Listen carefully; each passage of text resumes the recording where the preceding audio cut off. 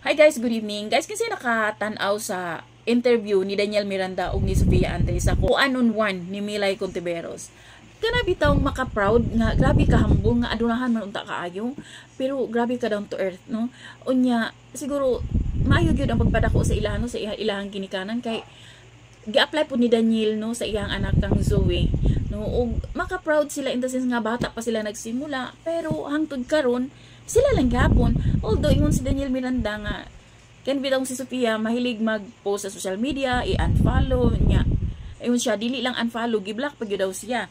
So giingnan daw niya sa Sofia nga dili lagi mo si post ng social media. Kay ang mga netizen baya bag i-unfollow, nagbulag na ni sila, di ba?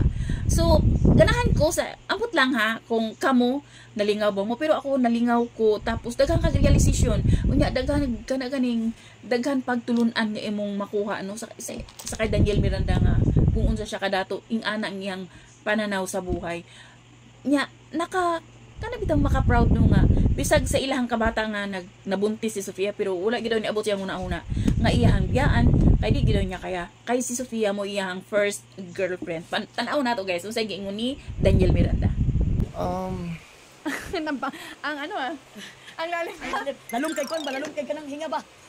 Yeah, of course. Super happy, super blessed na siya ang napili na. Actually, siya ang pinaka-first girlfriend ako. So, of course, happy ko na siya na. And of course, sige man unahon niya pagbuntis siya ba na basin Daniel, basin ibilin ko Daniel, or basin magawas Daniel. Wag gid na ni gawas akong una-una. Hindi ko na kaya.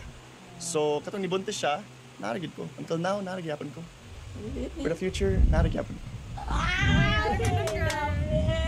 So katulang guys, thank you for watching. Until then, bye. God bless everyone.